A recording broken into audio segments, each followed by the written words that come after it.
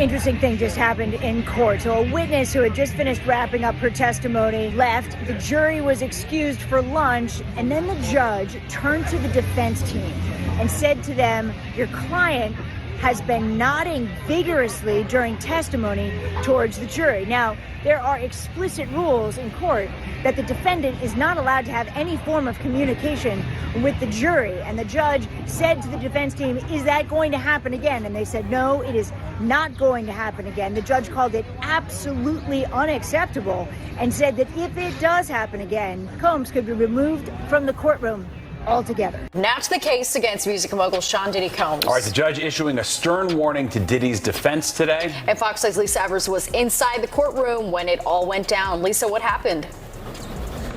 Well, Natasha and Steve, it's hot out here today, but it was scorching hot inside that courtroom on the 26th floor here at federal court where the Diddy trial is taking place. The judge scolded Diddy and said that he had to stop staring at jurors and nodding his head repeatedly while testimony was going on. The judge even saying that he saw it happen twice and warned Diddy that if it happens again, he will take action, which could include banning Diddy from the courtroom itself.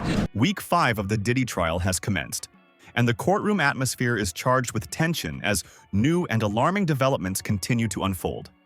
Sean Combs, widely known as Diddy, has faced serious allegations that have escalated the stakes of this high-profile case.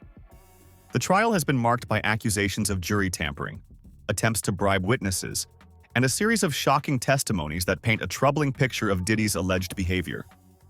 The proceedings took a dramatic turn when Diddy was removed from the courtroom for allegedly attempting to bribe jurors. Juror 6 gave multiple inconsistent statements. The judge was going over his issues with juror number 6, and although he did not make a final determination, his thoughts on juror number 6 being removed were pretty clear. He stated that in the initial process, juror number 6 said that he lived in the Bronx with his fiance and his daughter. Then he turned around a while later and said that he moved to New Jersey with his girlfriend and also said that his daughter lived in New Jersey. But then it changed again and said that his daughter lived in the Bronx with his aunt. And he referenced that this was only a couple of the inconsistent statements, that there were more. The judge then stated that he wants this juror off the jury because there is no reason why this man would have to lie, and the only reason he would lie is to be a part of the Diddy trial, which made him worry that this juror might have a malicious intent or an agenda. But then after the judge said that we need to strike this juror off of the jury, Diddy's team started bringing up more arguments about this. Diddy's lawyer said that this juror is important because they need diversity, and he is only one of 4 black men that sit on the jury. He also said that he doesn't believe that these inconsistencies were that big of a deal where this juror would have to be removed. Diddy's team was arguing that this is something that should have been brought up weeks ago, and nobody brought this up, and the government is saying, listen,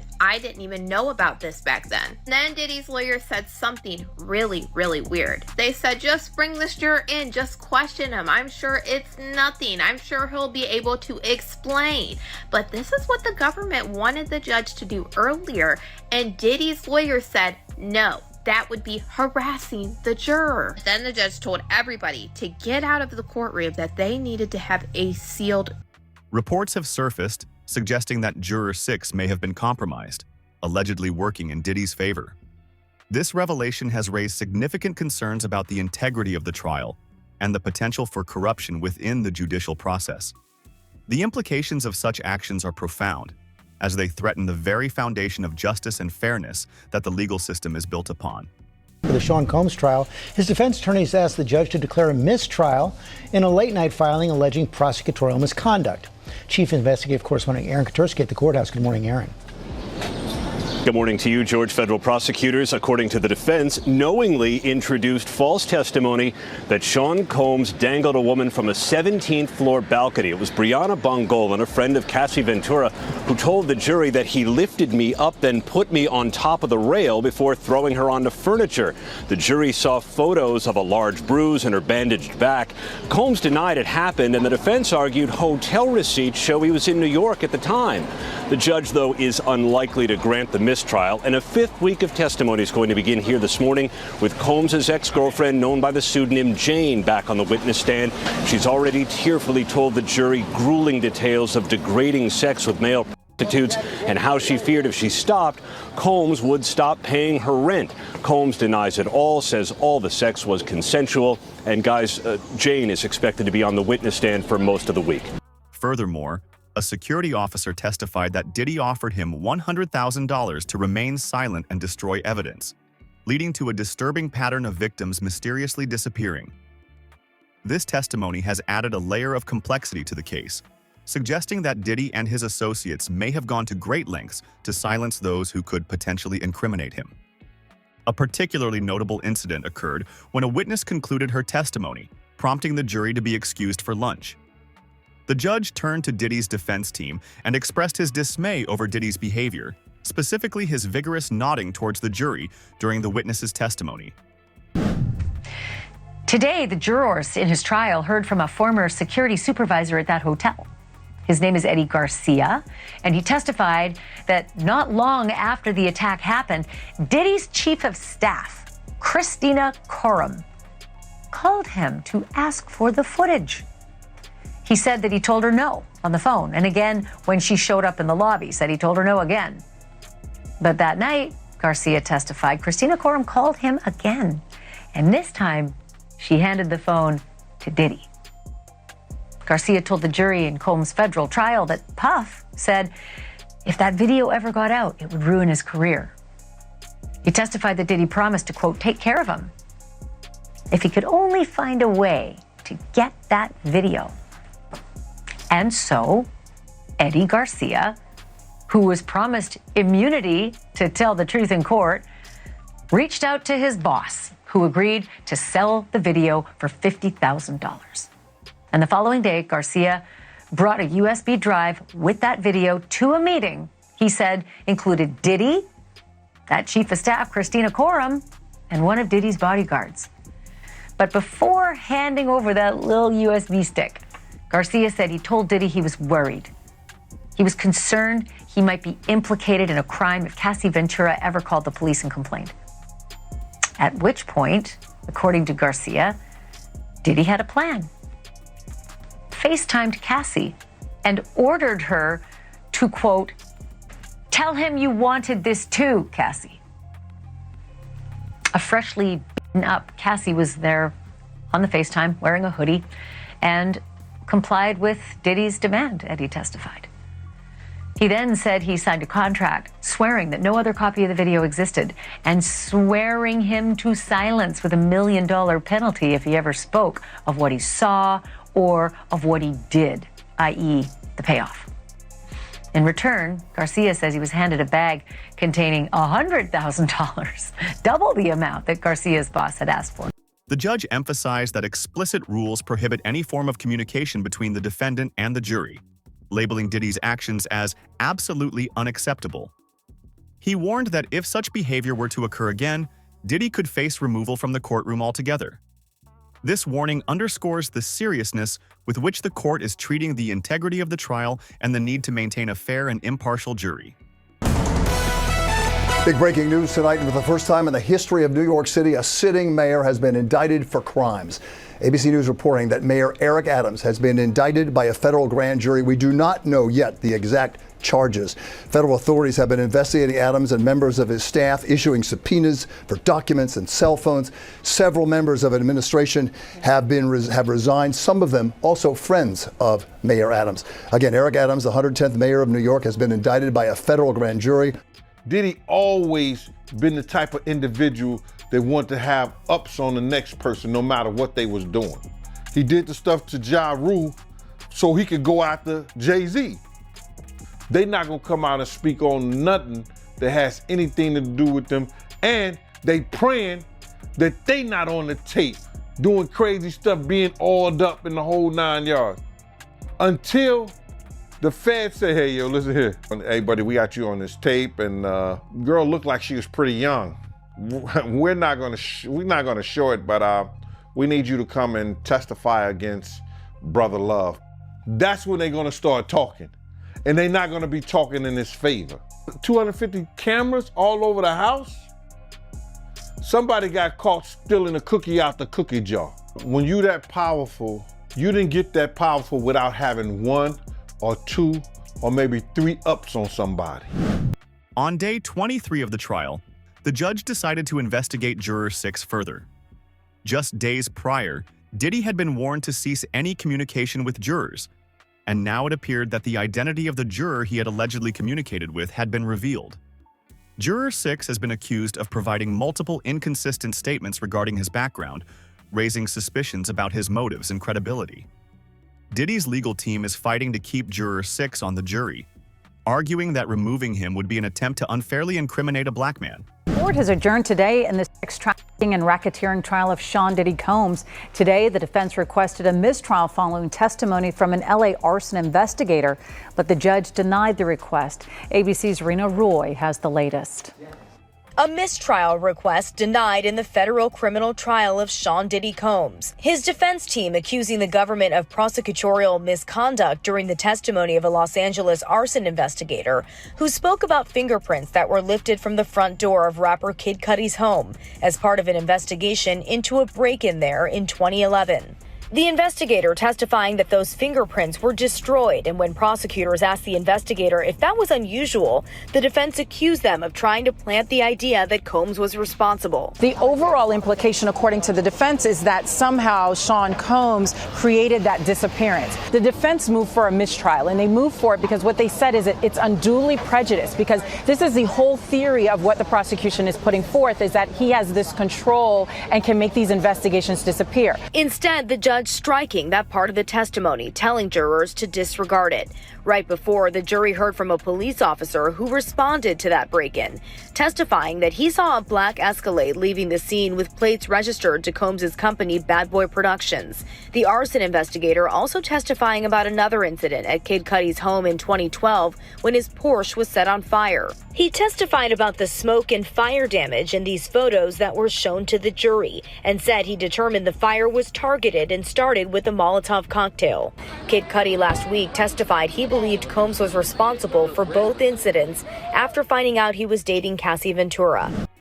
This argument highlights the complexities of race and representation within the judicial system, as Diddy's defense team seeks to emphasize the importance of diversity in the jury composition.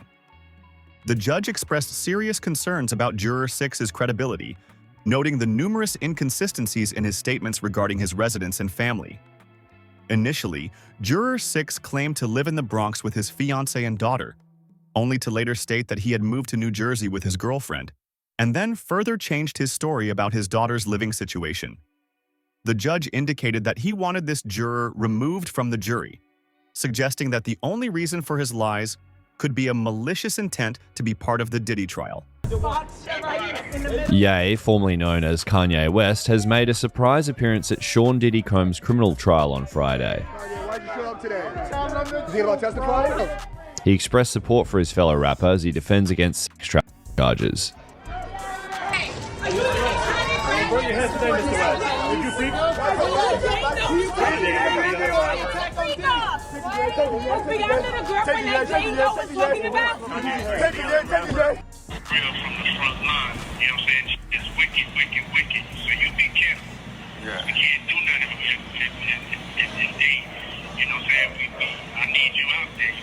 Yeah. I hear you. Yes, sir.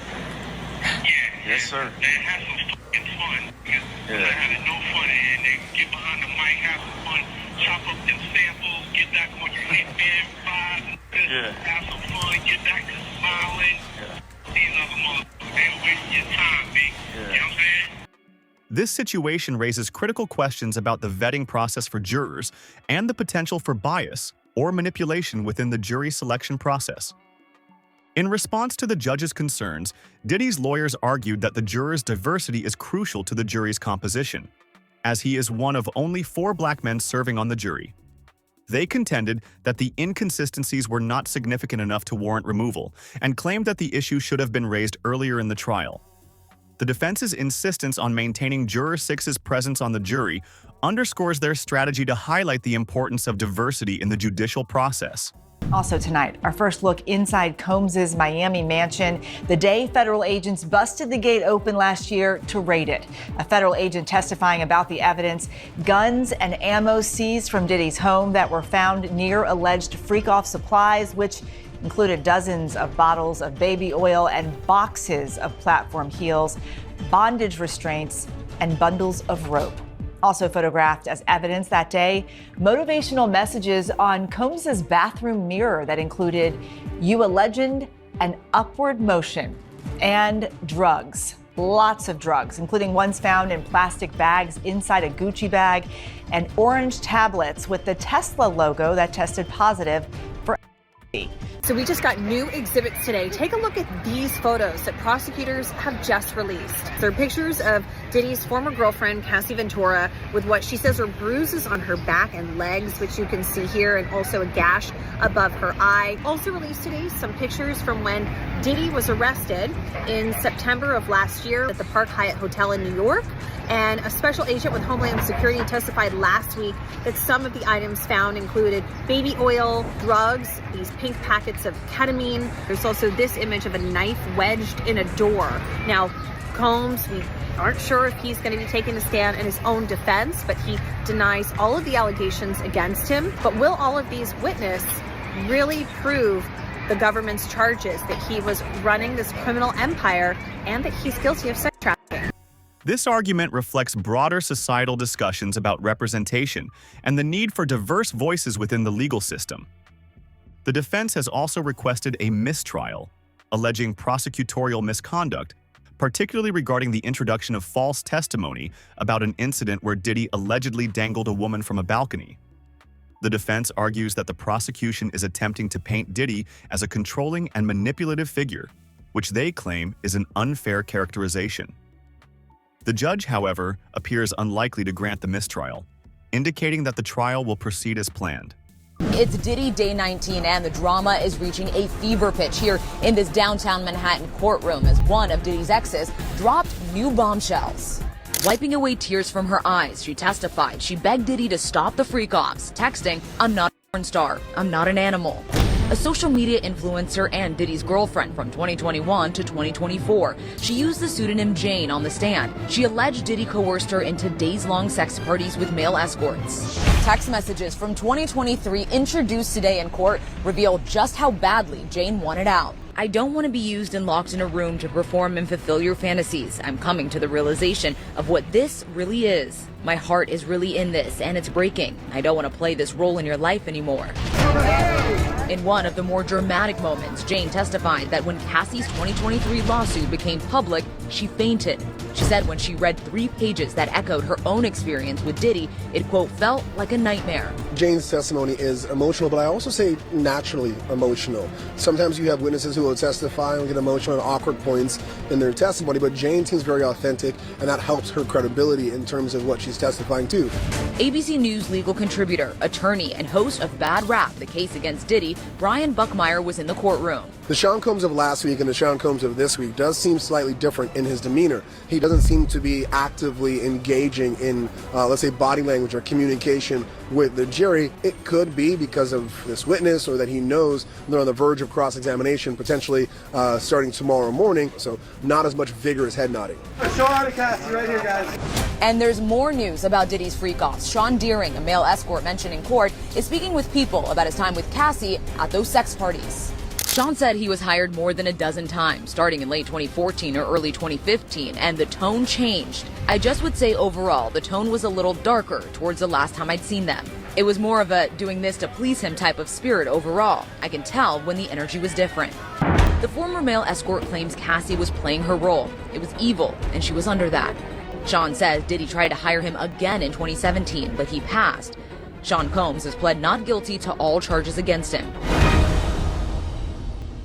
She says that Diddy forced her to take drugs and that she would be awake for days, that she was taking ecstasy and she said on these trips she was sometimes so high on drugs that she lost her sense of self. Jane has finally taken the stand. Now, we're not allowed to reveal her identity because she's testifying under a pseudonym. She's talking about how she and Diddy first met, how they met in Miami, and how he was so sweet and loving, and that he was actually dating a friend of hers at the time, but that the two of them started going on trips to Turks and Caicos and the Bahamas. During her testimony, she's been crying, and it seems like it's been really hard for her to be up there on the stand. She is now talking about how Diddy would make her watch while they were having sex with each other, and that he would talk to her about his fantasies. He would make her wear lingerie and what she calls stripper heels, and that at one point he told her that he wanted to see her have sex with other men. That's when he took her to a hotel room, and she starts describing how his assistants were in there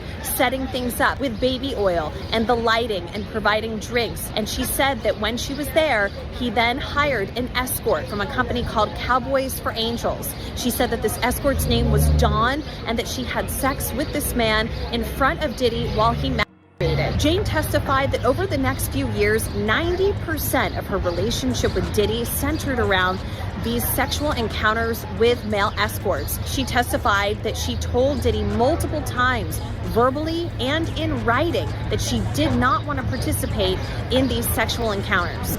The trial has also revealed disturbing evidence, including photographs from Diddy's hotel room filled with drugs, bottles of baby oil, and firearms. Testimonies from various witnesses, including former employees and associates, have painted a troubling picture of Diddy's alleged behavior and the lengths he has gone to maintain control over his victims. The evidence presented thus far raises serious questions about Diddy's character and the potential for a criminal enterprise operating under the guise of celebrity. Was this happening in your sessions? Well, so it is an assumption, right? So, obviously with the veil, there was a very deliberate attempt to hide his identity. Yeah. So they never had any interactions or even any outward conversation in my presence. So there was a routine where sometimes we'll be right in the middle of sex and he'll just stand up and walk out of the room. And she would take that cue and she would follow him out. So I did recognize, and I mentioned it in my book, that it became a habit that we're having sex on couches with sheets. We started in towels. I would climax, but she would specifically leave the room without wiping herself, without doing anything to take care of the whatever I left on her. So I assumed that's when he popped up, because once I climbed up, he popped up, he left the room, she popped up, she followed him. So I'm assuming that's when the lathering, whatever went on, happened at that point. Okay, so at what point did he stop wearing a veil? It was shortly after. The way that I ended up finding out who he was and they were, because obviously in conjunction with each other, about the fifth time, we were in a hotel called the Essex House. And when I would arrive for the sessions, I would be waiting around a couple of hours. So in this specific time, they put me into an extra room in the hotel suite. And to kill time, I decided to watch TV. And this specific hotel had a welcome message, which was, so when I cut on the TV, it specifically said, Essex House would like to welcome Mr. Sean Combs. Oh. And I was like, whoa, like I was blown away, man. Right. As the trial continues, the implications of Diddy's actions and the testimonies of those involved raise critical questions about power, influence, and the pursuit of justice. The courtroom drama is far from over, and the outcome remains uncertain as more evidence and testimonies are presented. The trial not only seeks to address the specific allegations against Diddy. Hi, I'm Eva Pilgrim. Thanks for streaming with us here on ABC News Live. Week 3 of the Sean Diddy Combs trial has wrapped, and we should note this show will contain graphic content from the courtroom today. 5 witnesses testified this week, 2 former employees, a Los Angeles police officer, fire department investigator, and a celebrity stylist. The latest witness on the stand testifying under the pseudonym Mia, recounting her time as Combs' former assistant. Mia alleged working for Combs was chaotic, toxic, and dependent on his whim. She told the jury she feared she couldn't tell him no, testifying, "I felt I had to. I obeyed Puff's orders." Mia also saying Combs sexually assaulted her more than once, leaving her feeling terrified and confused and ashamed and scared. Combs has pleaded not guilty to all charges. His defense team says any sexual encounters were consensual. If convicted, Combs faces the possibility of life in prison. By the way, interesting update from court. Sean Combs' counsel, Alexandra Shapiro, says some people on the internet think they figured out who Mia is. We got this video, again, that might be used to impeach her credibility. We got this video also from random people on the internet. We don't think this was ever posted on her social media. It was on some random website. Should we show it to you? I got to ask you, I have to move on to this question, Serena. This is quite alarming. How is this possible? I have no idea how it's possible, and I'm sure Mia is probably panicking in this moment in time. Like, are people stalking her on the internet, trying to figure out her identity? She testified that she was a victim, essentially. There's rape shield laws that exist to try to protect people in her position. And so this is really getting very nerve-wracking probably for her, and just absurd for the courtroom. If someone revealed her identity, is that a crime, Tyler? No, it's not a crime if somebody revealed her identity, especially if they're not a part of this case. The reason they have these confidentiality orders and protective orders is for the parties involved to do their best to protect a Jane Doe or anybody proceeding under a pseudonym's identity. It is possible for the public to learn their identity, but it's really the people who are part of the case who are agreeing to protect her confidentiality. Once she got on that stand, it's very possible that somebody knew her identity. What I find more troubling and less likely is if this video is being sent by random people on the internet, and that's what they want to proffer as evidence in this criminal trial, I find that hard to be admitted. If they could track the video from one person who could confirm the identity of the person, and then it could be used for impeachment evidence, that's different. But random people on the internet sending videos, that opens the door to a can of worms. But also highlights broader societal issues regarding the treatment of victims and the challenges they face in seeking justice. The testimonies of victims and witnesses serve as a reminder of the importance of accountability and the need for a legal system that prioritizes the voices of those who have been silenced.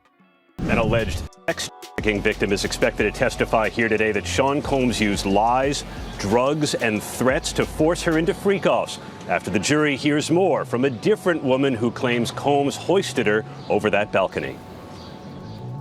This morning, a critical witness for the prosecution, a woman testifying under the pseudonym Jane, who prosecutors say began a secret relationship with Sean Combs in 2020 and spent years in hotel rooms for forced sex. Jane's testimony will follow the cross-examination of Brianna Bongolan, known as Bana, who described years of drug use with her friend Cassie Ventura. Cassie, all the way right! And she testified Ventura FaceTimed her before the premiere of her movie The Perfect Match. I want to try something new. What did you see? Prosecutors asked. Her black eye, Bongolan said. I was a little quiet, and I remember saying, I'm sorry. Bongolan testified Combs once hoisted her over this balcony after barging into Ventura's apartment on the 17th floor. For a split second, I was thinking about if I was going to fall. She said Combs kept yelling at her, you know what the expletive you did, before throwing her onto this furniture, leaving bruises. Combs denied it happened, and the defense challenged her account. We have some video of her as well. And so she has been testifying about a particular incident in which Sean Combs dangled her over a balcony. We have some full screens we can put up for you in which we're telling you a little bit about who Brianna is. Now, she goes by the name Bana. She's a friend of Cassie Ventura, who sued Combs in 2024 for allegedly groping her and dangling her over a balcony. She testified about this incident. So Cassie Ventura testified about this particular incident, testifying under an immunity order granted by the judge. So yes, Brianna is under immunity here, immunity order. She got on the stand earlier and she invoked the fifth. So the big thing, the big takeaway from her testimony is about being dangled over the balcony. Defense counsel has really been trying to tear her testimony apart, attacking her credibility as well as inconsistent statements they're saying that she has made as to where exactly this dangling incident took place, saying that Cassie Ventura said it happened in a hotel, but you're up here on the stand saying it happened in an apartment, basically indicating that her and Cassie are colluding together just in order to get money from Combs, because Brianna has filed a $10 million civil suit against Sean Combs. In conclusion, the Diddy trial has become a focal point for discussions about accountability, the abuse of power, and the complexities of the legal system. With each passing day, new revelations emerge, and the stakes continue to rise. As the prosecution and defense prepare for the next phase of the trial, all eyes remain on the courtroom, where the quest for truth and justice unfolds. The outcome of this trial could have far-reaching implications, not only for Diddy, but also for the broader conversation about celebrity culture, power dynamics, and the importance of protecting victims in the pursuit of justice. The unfolding drama in the courtroom serves as a critical reminder of the ongoing struggle for accountability and the need for a legal system that upholds the principles of justice for all.